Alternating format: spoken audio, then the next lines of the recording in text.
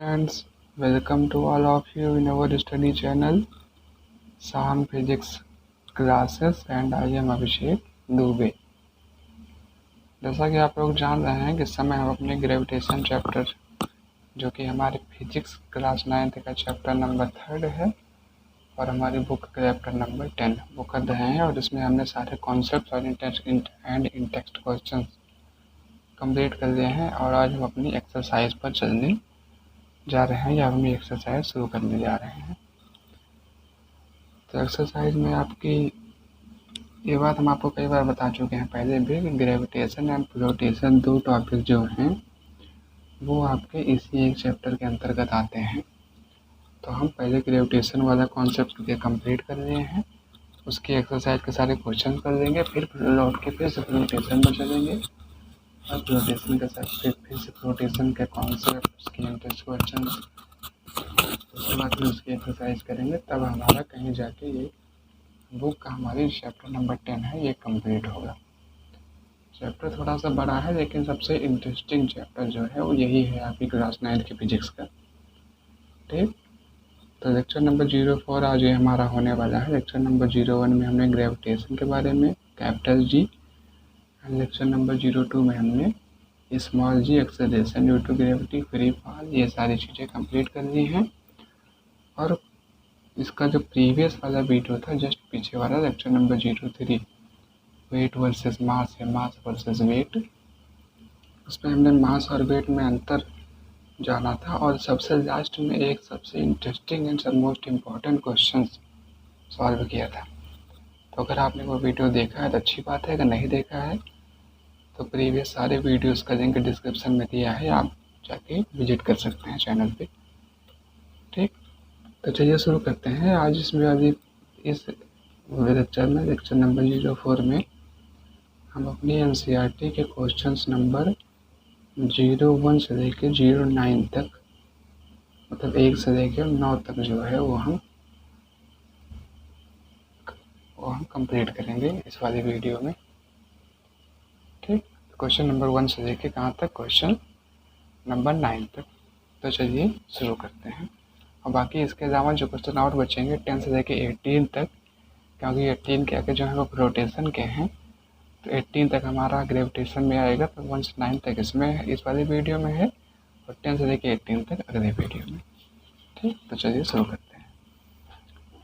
NCERT की exercise है, इसमें क्वेश्चन नंबर 1 आपसे पूछा है कि how does the force of gravitation between two objects change when the distance between them is reduced to half. मतलब क्या कह रहा है कि किसी भी ऑब्जेक्ट के जो फोर्स ऑफ ग्रेविटेशन जो लग रहा है उसमें क्या परिवर्तन आएगा जब हम उनके बीच की जो डिस्टेंस है, उन दो ऑब्जेक्ट के बीच की जो डिस्टेंस है उसको हम आधा कर दें या फिर हाफ कर दें। तो अगर आपको ये वर्क का फार्मूला क्लियर है तो आप इस क्वेश्चन का आंसर बहुत आसानी से दे पाएंगे। तो देखिए, हम जानते हैं एफ इक्वल टू क्या होता था, GMM अपॉन डी स्क्वायर या फिर आर स्क्वायर, दोनों से ही है जो भी लिखा जाए। तो डी मतलब होता है कि डिस्टेंस बिटवीन दीज टू, एक ऑब्जेक्ट का मास कैपिटल एम है, दूसरे ऑब्जेक्ट का मास स्मॉल एम है, दोनों के बीच की डिस्टेंस डी है। और ये यूनिवर्सल ग्रेविटेशनल कांस्टेंट है, ये हमारा फोर्स ऑफ ग्रेविटेशन है। तो इसमें हमसे पूछा है कि if d is equal to d/2, D हमारा जो है d को हम बदल के कर दें d/2 या फिर डिस्टेंस को हम कर दें आधा, तो हमारे फोर्स में क्या परिवर्तन आएगा। ठीक, तो आप लोगों को जैसे इसमें देख रहे होंगे कि जो f हमारा है ये आ रहा है इक्वल टू 1/d² के। हाँ, और इसको और सॉल्व करेंगे तो यहाँ हमारा d कितना है, d/2, तो d/2 का स्क्वायर हो जाएगा। d/2 का स्क्वायर का मतलब हो गया 1/d²/4। और हमने बहुत बार बताया है कि बीच वाली संख्या एक साथ मल्टीप्लाई होती हैं, ऊपर नीचे वाली एक साथ। तो फोर्स हमारा कितना आ जाएगा, 4/d²। अब अगर इस फार्मूले से कंपेयर करें तो d² तो d² सेम है, ऊपर वाली चीज़ों में कोई परिवर्तन करने को कहा नहीं है, तो फोर्स हमारा कितना हो जाएगा, 4 टाइम्स हो जाएगा। ऐसे हुआ, समझ में आया ना। तो देन क्या हो जाएगा कि force becomes 4 time stronger. Force जो है वो हमारे 4 गुना बढ़ जाएगा, 4 गुना ज़्यादा मजबूत हो जाएगा। ये कैसे हुआ, समझ में आया ना कि डिस्टेंस जो है d/2, डी पहले थी यहाँ पे d/2 के d/2 से सॉल्व करेंगे तो हमारा आएगा 4/d²। कंपेयर करेंगे तो इसके आगे हमारा 4 और मल्टीप्लाई हो जाएगा, 4 मल्टीप्लाई मतलब फोर्स हमारी 4 गुने के बराबर। सीधा सीधा कॉन्सेप्ट इसमें है। ठीक, क्वेश्चन नंबर 2। क्वेश्चन नंबर 1 समझ में आया ना कैसे था। तो question number 2, gravitational force act on all objects in proportion to their masses. जो यूनिवर्सल लॉ ऑफ ग्रेविटेशन जब आप पढ़ रहे थे तो उसमें आपने पढ़ा होगा कि ग्रेविटेशन फोर्स जो होता है वो मास के directly proportional, product of mass के डायरेक्टली प्रोपोर्शनल होता है और डिस्टेंस बिटवीन देम के इनवर्सली प्रोपोर्शनल। तो वही इसमें हमसे कहा है कि gravitational force act on all objects in proportion to their masses. उनके द्रव्यमान के हिसाब से इसमें लगता है फोर्स। व्हाई देन, तब क्यों। Does a heavy object not fall faster than a light object. अगर ऑब्जेक्ट पर जो है वो मास पर डिपेंड कर रही है तो इसका मतलब ये होना चाहिए कि जो चीज़ वजन है उसे ज़मीन पर पहले गिरना चाहिए, जो चीज़ हल्की है उसे ज़मीन पर बाद में गिरना चाहिए। लेकिन ऐसा क्यों होता नहीं है। तो अगर आपको थोड़ा सा याद हो तो ये क्वेश्चन जो है ये हमने आपसे सेकंड वाली वीडियो में gravity and acceleration due to gravity वाले में इसको कवर किया है। उसमें हमने आपको बताया था कि ऑब्जेक्ट्स जो हैं वो हमेशा एक समान मतलब एक ही टाइम से फॉल करती हैं, चाहे वो हल्की हो या भारी हो। उसका वजह क्या होती थी, small G, that is acceleration due to gravity. ठीक, गुरुत्व के कारण जो त्वरण उत्पन्न होता है उसे स्मॉल जी से लिखा जाता है। तो उसी की वजह से ये कंडीशन होती है कि चाहे हैवी ऑब्जेक्ट हो, भारी वस्तु हो, या फिर लाइट ऑब्जेक्ट हो, हल्की वस्तु हो, दोनों एक ही साथ गिरती हैं। तो पढ़िए, देखिए, all objects fall with a constant value of G. देखो, कांस्टेंट वैल्यू ऑफ जी का मतलब क्या हुआ कि उनका एक्सेलरेशन बराबर होता है। एक्सेलरेशन बराबर होने का मतलब ये हुआ कि उनके बीच की जो उनके जो वेलोसिटी है गिरने की वो बराबर होती है। क्योंकि जी क्या है, एक्सेलरेशन। एक्सेलरेशन क्या होते हैं, चेंज इन वेलोसिटी। तो जी अगर कांस्टेंट है तो इसका मतलब वेलोसिटी भी कांस्टेंट है। और उसके बाद फिर also the value of G does not depend on the mass of the object. यही इसमें इम्पोर्टेंट टॉपिक है, इसमें इम्पोर्टेंट पॉइंट है, does not depend on the G. Second वाली वीडियो में हमने आपको ये लाइन लिखवाई है, अगर आप जाके फिर से अपने नोट्स पढ़ के देखेंगे तो उसमें आपको ये पॉइंट मिलेगा ज़रूर कि the value of G does not depend on the mass of object. Small G की जो वैल्यू होती है वो किसी ऑब्जेक्ट के मास पर डिपेंड नहीं करती है, मास का इंडिपेंडेंट होती है। इसी वजह से जो भी आप चाहे ऑब्जेक्ट हल्की हो चाहे ऑब्जेक्ट भारी हो, वो एक समान स्पीड से ही, एक समान रफ्तार से ही ऊपर से नीचे को गिरेगी। इसमें भी एक तो क्या लिखा है, hence heavier object does not fall quicker than the light object. इसी वजह से हेंस तथापि having object does not do not fall quicker, quicker मतलब जल्दी, देन द लाइट ऑब्जेक्ट। इसमें कंडीशन और लिखी है नीचे, अगर आप ध्यान दें तो, कि provided there is no air resistance, provided there is no air resistance. उसमें एक कंडीशन ये भी होनी चाहिए कि वहाँ पर हवा का कोई रेजिस्टेंस या फिर दबाव जो है वो ना हो। जैसे ये क्वेश्चन हो सकता है पढ़ते ही बहुत बच्चों के मन में ये सवाल आ जाता है कि सर लेकिन अगर हम पेज को ऊपर से छत पर से फेंके नीचे, पेज को, और अपने कलम को फेंक दें तो कलम जो है वो पहले ही गिर जाएगी, पेज जो है वो बाद में गिरेगा, तो उसी में झूलता रहेगा, आराम आराम आएगा। क्यों, तो उसमें ये कॉन्सेप्ट जो है वो नहीं लग पाता है, क्योंकि because of their is air resistance. Air मतलब होता है वायु, और रेजिस्टेंस मतलब होता है कोई काम करने जाने पर रोकना। तो इसी की वजह से एयर रेजिस्टेंस की वजह से जो है पेपर वाले पॉइंट में ये कॉन्सेप्ट नहीं रह पाता है। तो क्वेश्चन नंबर 2 आपसे यही कहा था कि मास पर डिपेंड करता है, तो हैवी और लाइट ऑब्जेक्ट एक ही टाइम पर क्या फॉल होती हैं, तो इसका रीजन क्या था, value of G is independent on the mass of the object, या फिर do not depend on the mass of the object. ठीक। क्वेश्चन नंबर 3 बहुत आसान है, हो सकता है कि कुछ बच्चों को पहली बार मुश्किल लगे। तो देखिए इसमें क्या कहा है कि what is the magnitude of gravitational force between the earth and a 1 kilogram object on its surface. देखिए इसमें आपकी देखिए दिया हुआ है मास of earth is equal 6 into 10⁻24 kilogram and radius of 6.4 into 10 to the power 6 meter. तो इसमें हमसे कहा है कि फोर्स का जो है वो मैग्नीट्यूड बताइए आप। तो हम जानते हैं एफ हमारा होता है G, mass of earth, mass of object upon radius of earth का स्क्वायर। ये अर्थ के लिए फार्मूला है। ग्रेविटेशन जो फोर्स है वो हमने सबसे पहले वीडियो में बताया है। ग्रेविटेशन फोर्स जो है वो केवल अर्थ और ऑब्जेक्ट के बीच में नहीं है, किसी भी दो ऑब्जेक्ट के बीच में लगता है, चाहे उसमें से एक अर्थ हो या दोनों अलग अलग चीज़ें हों। ठीक। तो ये हो गया फोर्स। तो यहाँ से आ गया हमारा जी इंटू मास ऑफ अर्थ कितना दिया गया है 6 into 10⁻24 kilo gram. Mass of object कितना दिया गया है 1 किलोग्राम। ठीक। रेडियस ऑफ अर्थ दिया है 6.4 इंटू 10⁻6 का स्क्वायर। तो मीटर डिस्टेंस है, मीटर का भी स्क्वायर हो जाएगा ना। तो जी की वैल्यू कितनी होती है 6.67 इंटू 10⁻11 न्यूटन मीटर स्क्वायर पर किलोग्राम स्क्वायर। चाहे पर ऐसे लिखें चाहे पावर टू द -2 लिख दें।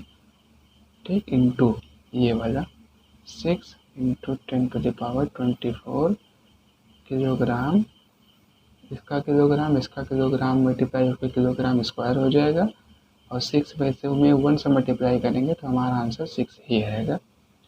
और जब 6.4 और 6.4 को आप जब मल्टीप्लाई कर देंगे तो आपका जो आंसर है वो आएगा 40.96।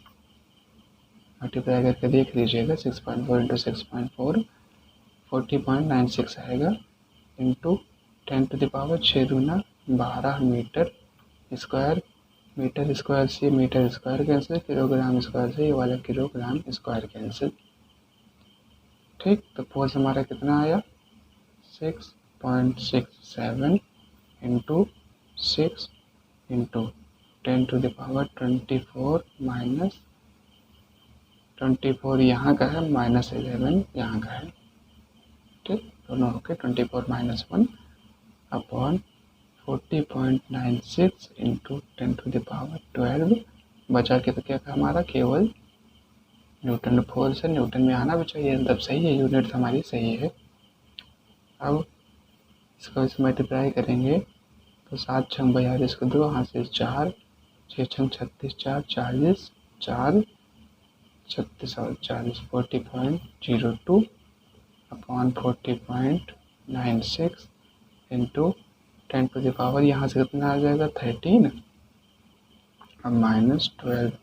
13 ये इतना सॉल्व करने पे आया 12 वाला ये, तो ये हमारा कितना आ गया 40.02 अपॉन 40.96 इंटू 10⁻⁻1 सॉरी +1 मतलब नॉर्मल 10⁻1।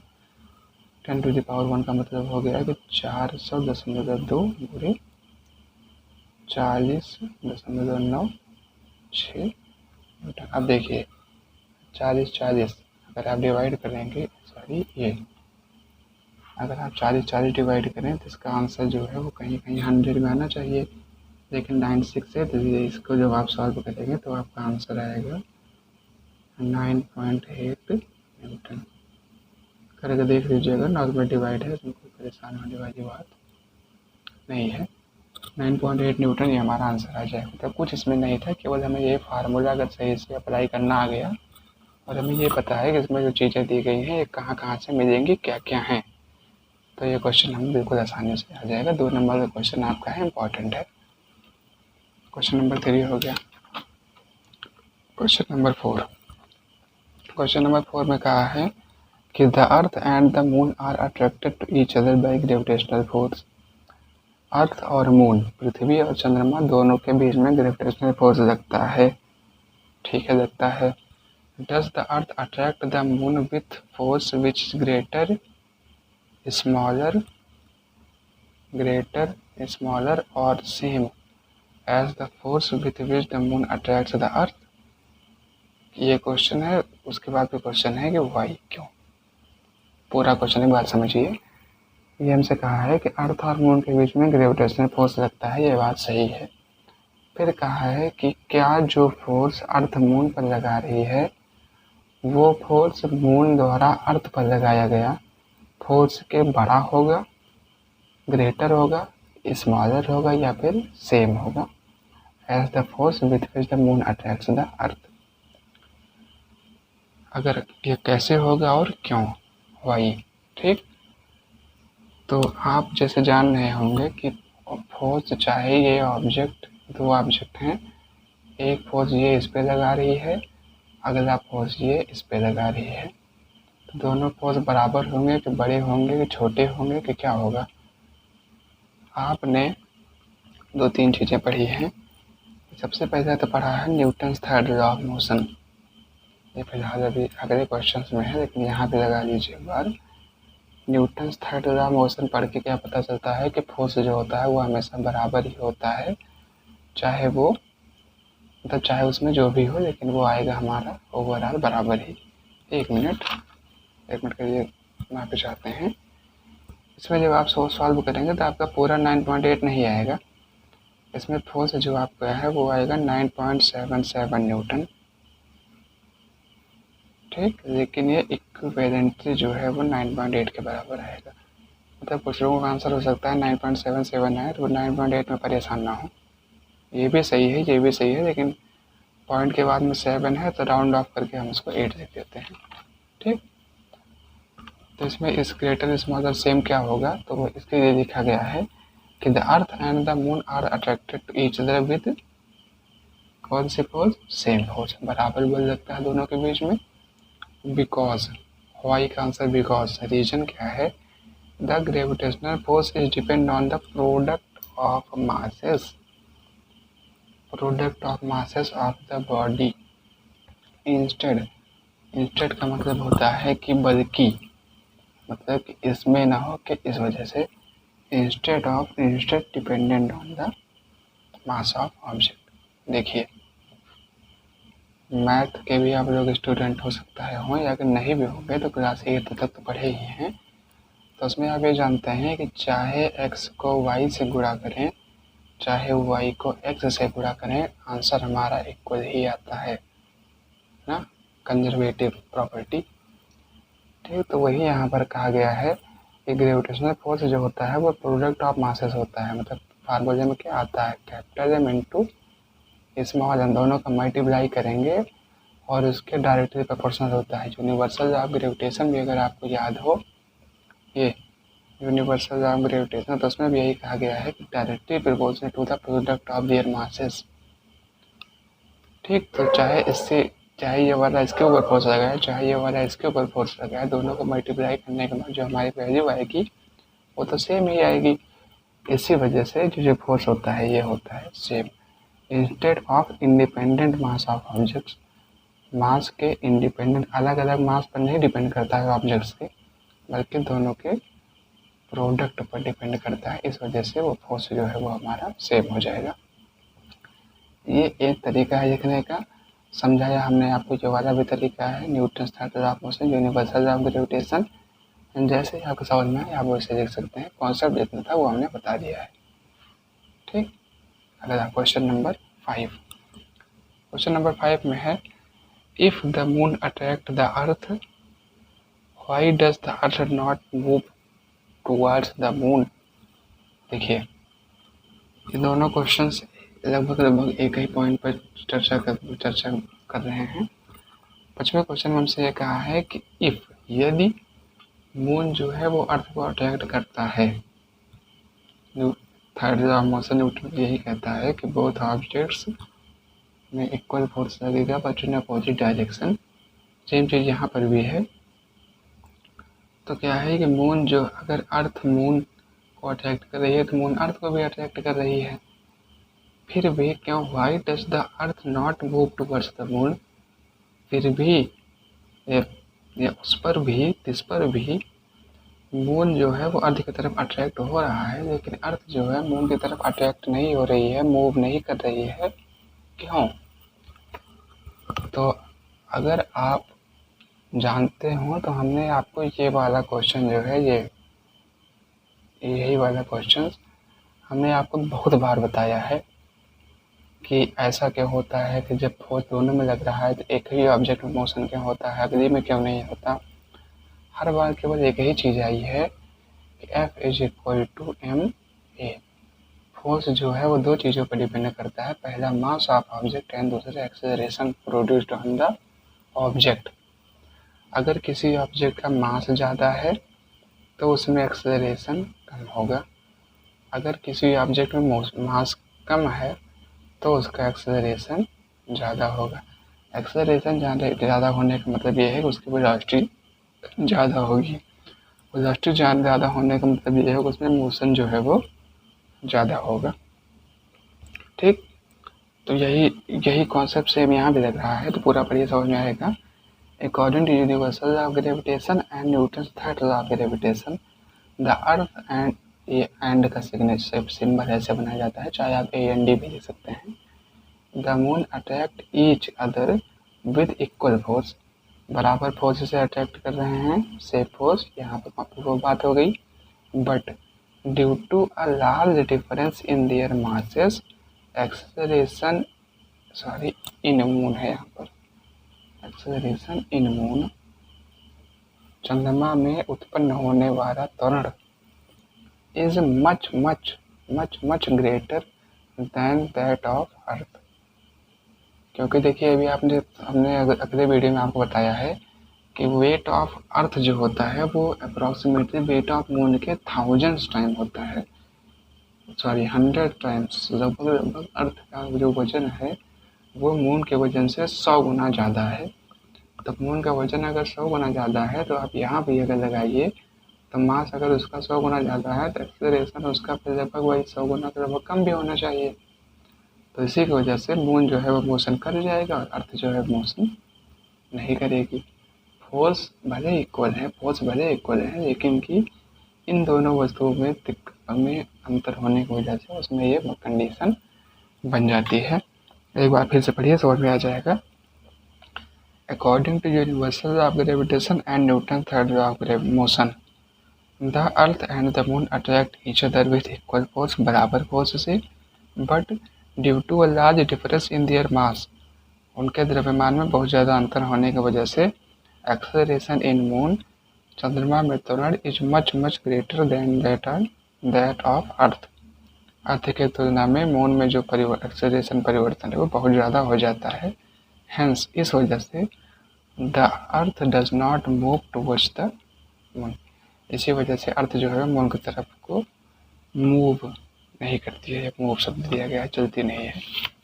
ठीक, क्वेश्चन नंबर 4, 5 में लगभग सेम ही कॉन्सेप्ट चल रहा था और ये सारी चीज़ें हमने पहले बताई हैं आपको। अगर आप पूरा वीडियो सिलसिले देखे हों तो इसमें कोई भी, हमें नहीं लगता है दोनों में कोई भी ऐसा टॉपिक था जो हमने आपको ना बताया हो। अब आया क्वेश्चन नंबर 6। क्वेश्चन नंबर 6 में छोटे छोटे 3 कंडीशंस दिए हैं हमसे और पूछा है कि इसमें क्या होगा बताइए। तो पहला है कि क्या है क्वेश्चन नंबर 6 में कि what happen to the force, force में क्या परिवर्तन आएगा व्हेन टू ऑब्जेक्ट, जब दो वस्तु, if the mass of an object is doubled,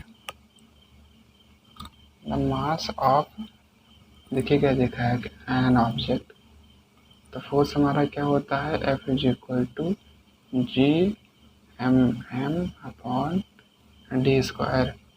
कहा है कि किसी भी एक ऑब्जेक्ट का मास जो है वो अगर डबल कर दिया जाए तो क्या परिवर्तन आ जाएगा।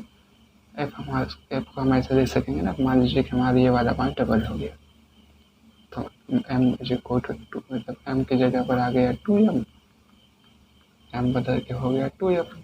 2 की 2, 2 दूना 4, 2 और 2 2 दूना 4 के, मतलब उसका डबल, जितना भी था उसका डबल हो गया अपॉन d²। तो ये तो पूरा सेम चीज़ है, केवल ये 2 का अंतर आया। तो फोर्स हमारा जो है वो हो जाएगा 2 गुना। फोर्स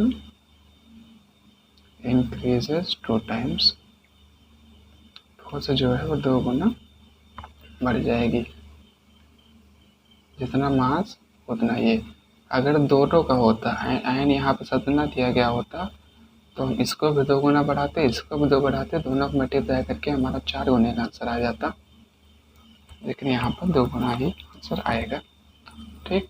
सेकेंड में है distance between the object is doubled और ट्रिपल्ड। 2 चीज़ पूछी हैं। ये पहले तो हम डी जो हमारा डिस्टेंस है इसको 2d कर दें, और अगली कंडीशन दिया है कि डी को हम 3d कर दें।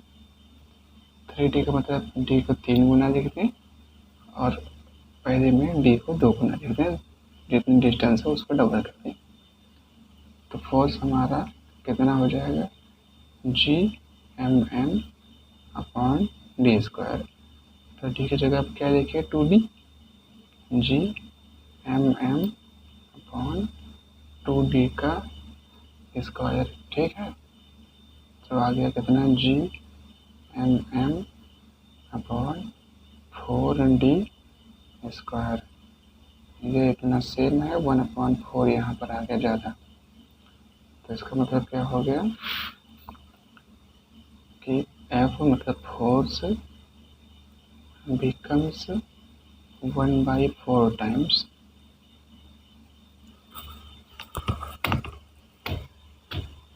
फोर्स जो है वो हमारी 1/4 गुना हो जाएगी। इस समझ में आ रहा है ना कैसे हुआ, 2 का स्क्वायर 4, डी का स्क्वायर डी स्क्वायर पहले था, 1/4 ज़्यादा आ गया 1/4। मतलब कुल मिला के होता ऐसे है कि जैसे यहाँ पर 1/4 हो गया, लेकिन फोर्स हमारा इसके बराबर था, तो अगर हमें दोनों बराबर करना है तो इसमें भी 1/4 से मल्टीप्लाई करना पड़ेगा। तो 1/4 से मल्टीप्लाई करेंगे तो वही चीज़ यहाँ लिखी है। सिमिलरली सेम इसी तरह से जब करेंगे तो इसमें जो है 1/9 टाइम्स हो जाएगी। आप करके देखिए, 9d² आ जाएगा 1/9। सेम है चीज़ें हैं दोनों में। ठीक। थर्ड में कहा है the mass of both objects are double. देखिए ये इसमें क्या था, एन ऑब्जेक्ट एक वस्तु का डबल कर रहा था, इसमें क्या है दोनों का डबल कर रहा है। Both objects are doubled.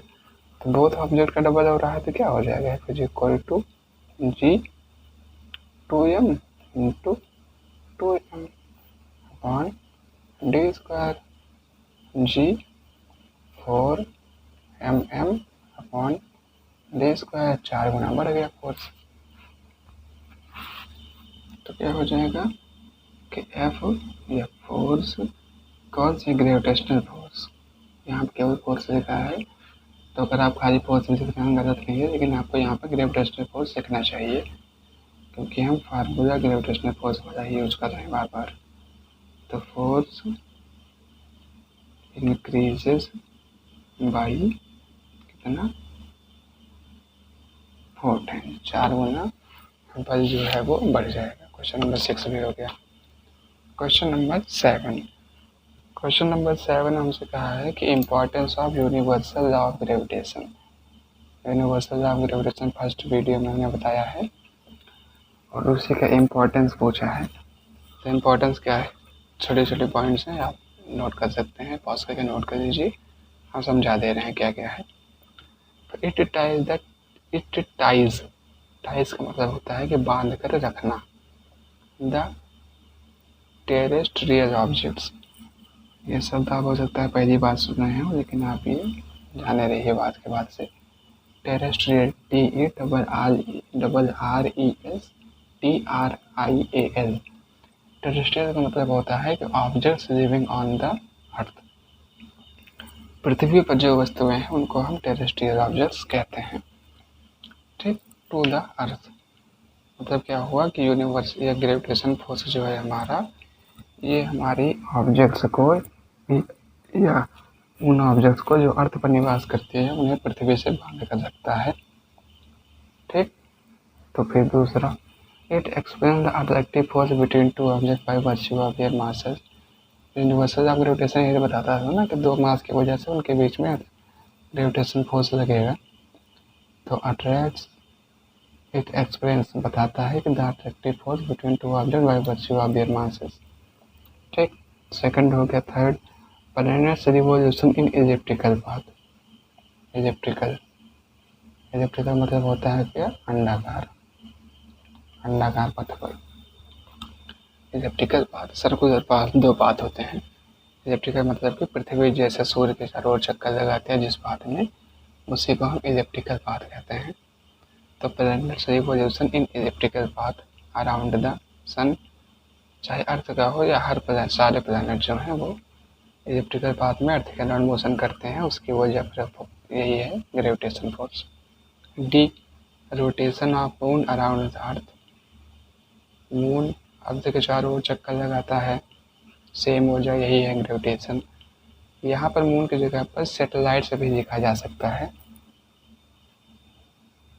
Satellites, क्योंकि मून क्या है, नेचुरल सैटेलाइट, और सैटेलाइट्स मैन मेड या फिर आर्टिफिशियल सैटेलाइट्स भी होती हैं। जैसे जो सैटेलाइट्स हम अर्थ से आसमान पर छोड़ते हैं उन्हें भी सैटेलाइट कहा जाता है। उनका भी काम ये होता है कि वो अर्थ के चारों ओर चक्कर लगाते रहें। तो वही है कि सैटेलाइट, मून क्या है, नेचुरल सैटेलाइट, और जो आर्टिफिशियल सैटेलाइट्स हैं या दूसरे प्लैनेट्स के जो सैटेलाइट्स हैं वो भी इसके चारों ओर चक्कर लगाती हैं। ये भी हमें ग्रेविटेशन फोर्स की वजह से लगता है और यूनिवर्सल ऑफ ग्रेविटेशन लॉ से पता चलता है। और last, it binds us to the earth. Us मतलब हमें, तो ई वाला पॉइंट और ए वाला पॉइंट दोनों लगभग सेम ही है। तो ये इतना इम्पोर्टेंट है। बाकी तो 5 पॉइंट है, ज़्यादा से ज़्यादा आपसे 3 नंबर में क्वेश्चन पूछता है, मैक्सिमम पूछेगा तो 3 मार्क्स में। जितने मार्क्स में पूछ रहे हैं आपको पूरे उतने पॉइंट लिख रहे हैं बस। तो 1 2 3 4 5 पॉइंट लिख दिए हैं। 5 मार्क्स से ज़्यादा कभी नहीं पूछेगा। तो आप जो भी इसमें चाहें 2 3 4 आप एग्जाम में अपने देख के चले जाएंगे, पूरा नंबर मिल जाएगा। फिर आया question number 8, what is the acceleration of free fall. Free fall क्या है बताया है पहले, जाके सेम टू सेम वही है, कॉपी कर लीजिए। What do we call the gravitational force between the earth and an object. जो ग्रेविटेशनल फोर्स अर्थ और ऑब्जेक्ट के बीच में लगता है उसे हम क्या कहते हैं, उसे हम कहते हैं ग्रेविटी। ठीक, जो ग्रेविटेशनल फोर्स, जो गुरुत्वाकर्षण बल पृथ्वी और वस्तु के बीच में लगता है उसे हम ग्रेविटी कह देते हैं। और वहीं पर जो फोर्स किसी भी दो वस्तुओं के बीच में, दो ऑब्जेक्ट्स के बीच में लगता है उसे हम क्या कहते हैं, ग्रेविटेशनल फोर्स। तो क्वेश्चन नंबर 9 तक हमने इस वीडियो में कवर करने के बारे में कहा था। क्वेश्चन नंबर 9 तक हमारा कंप्लीट हो चुका है। तो इसके आगे के क्वेश्चन नंबर 10 से लेकर 18 तक अगली वीडियो में आएंगे। बाकी take care, keep on studying.